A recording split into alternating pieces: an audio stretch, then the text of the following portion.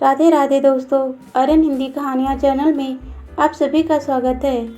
एक बार कह दिया सो कह दिया, कान खोलकर सुन लो मेरी बात। वो मेरे घर किसी कीमत पर नहीं आएगी। अगर मरती है तो मर जाए, मुझे कोई फर्क नहीं पड़ने वाला। बोल देना अपनी बेशरम बेहया बेटी से ये बात। इस घर से उसका कोई नाता नहीं, वो हमसे कोई उम्मीद ना रखे। हम उसकी कोई मदद नहीं करने वाले। राजेंद्र प्रताप सिंह नाम है मेरा। मूंछों पर ताव फेरते सरला जी के पति ने जब ये बात कही तो सरला जी बिफर पड़ी, घुटनों के बल जमीन पर बैठ गई। पति के तीखे वाक्य उनके दिल को छलनी कर गए। वो सोचने लगी कि अगर ये घर उनके पति का है, इस पर उनका कोई अधिकार नहीं, तो आखिर वो किस हक से इस घर में रह रही हैं? आखिर क्या जगह है उनकी इस घर और राजेंद्र जी के जीवन में? क्या उनका कोई अस्तित्व नहीं, कोई अधिकार नहीं? फिर क्यों रह रही हैं वो यहाँ? किस लिए और किसके लिए? क्या वो सिर्फ मेरी बेटी है? क्या उसे अकेले मैंने जन्म दिया है? तो क्या वो राजेंद्र जी के लिए सिर्फ उनकी शारीरिक भूख मिटाने का जरिया मात्र थी? आज तक उनके बीच कभी प्रेम नहीं, सिर्फ और सिर्फ वासना के क्षण थे। और न जाने कितनी ही बातें सोचकर आज उनका दिल सिहर उठा। वो अपना आंचल का टुकड़ा मुंह में ठूस कर सिसक सिसक कर रोने लगी। वो आज खुद को ठगा हुआ महसूस कर रही थी। रोते रोते वो सोच रही थी कि जो आज तक झूठे भ्रम में थी कि ये घर परिवार पति बच्चे सब उनके हैं और सब पर उनका अधिकार है। राजेंद्र जी शराब के नशे में तो पहले भी बहुत कुछ अपशब्द कहते और गालियां दे देते थे, लेकिन होश में आते उनको गले लगाकर कहते, अरे यार, नशे में मैं कुछ भी बोल गया, तुम दिल पर मत लगाना। लेकिन आज तो उन्होंने सारी बातें अपने पूरे होशो हवास में बोली थी। बेटी ने अपनी पसंद के लड़के से लव मैरिज शादी की तो उसमें वो दोषी कैसे हो गई? वो मन ही मन विचार करने लगी, यदि मैंने बेटी को संस्कार नहीं दिए जैसा कि राजेंद्र जी का कहना था, तो बेटे की सफलता का श्रेय किसे जाता है? उसे आखिर किसने संस्कार दिए? दरअसल उन्होंने अपनी बेटी रचना को बहुत समझाया कि वो उस लड़के को भूल जाए, उसका साथ छोड़ दे। अभी ये उसके प्यार की नहीं, पढ़ाई पूरी करने की उम्र है। अनुज ठीक लड़का नहीं है, अपनी पढ़ाई पर ध्यान दो। उस समय रचना बीए फाइनल ईयर में थी, लेकिन फाइनल ईयर की परीक्षा देते रचना एक दिन चुपचाप घर से भाग गई उस लड़के के साथ। इस घटना के बाद तो सरला जी की जिंदगी जैसे पहले से भी ज़्यादा नर्क बन गई। राजेंद्र जी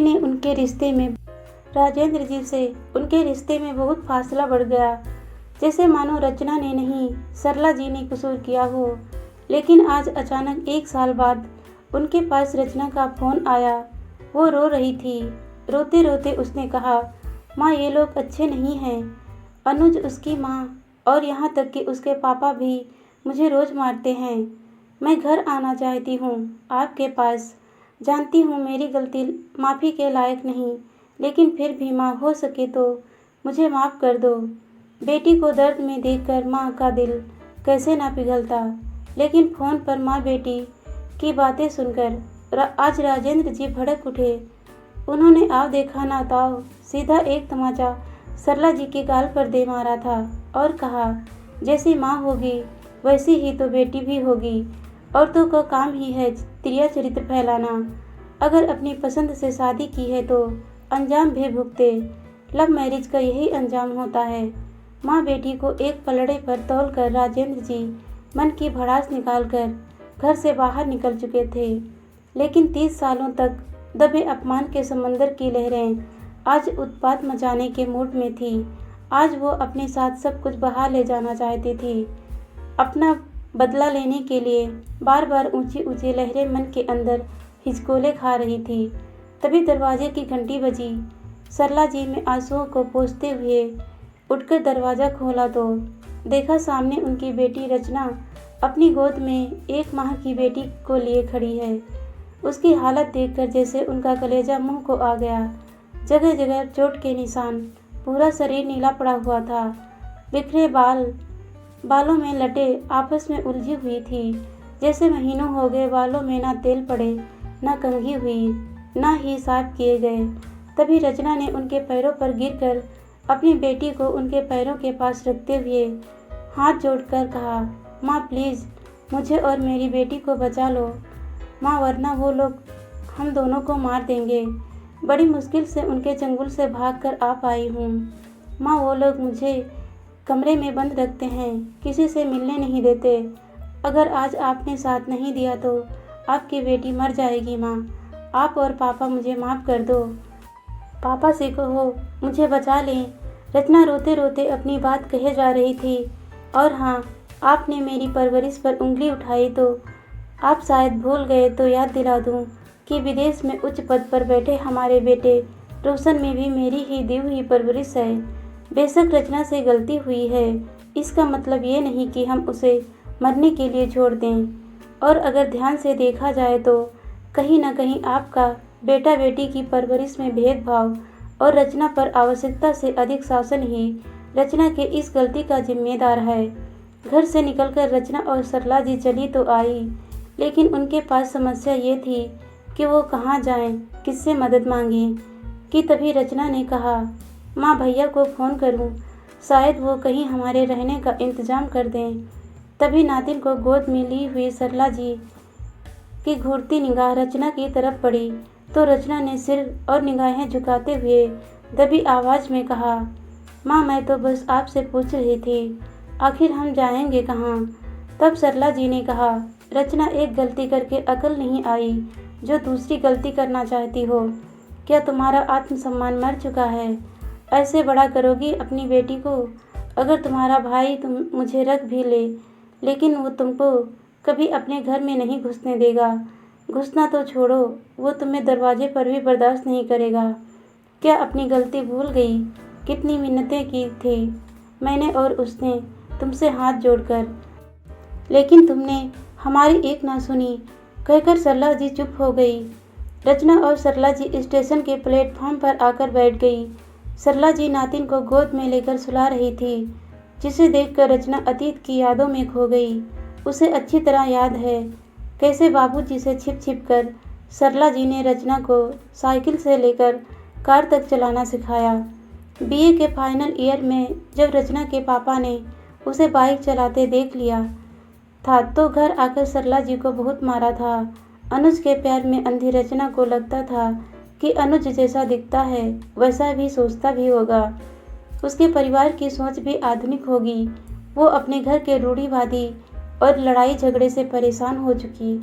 वो इन सब से बाहर निकलना चाहती थी, इसीलिए उसने घर से भागकर अनुज से शादी करने का फैसला लिया। लेकिन रचना को शादी के बाद पता चला कि उसकी ज़िंदगी तो पहले से भी खराब हो गई है।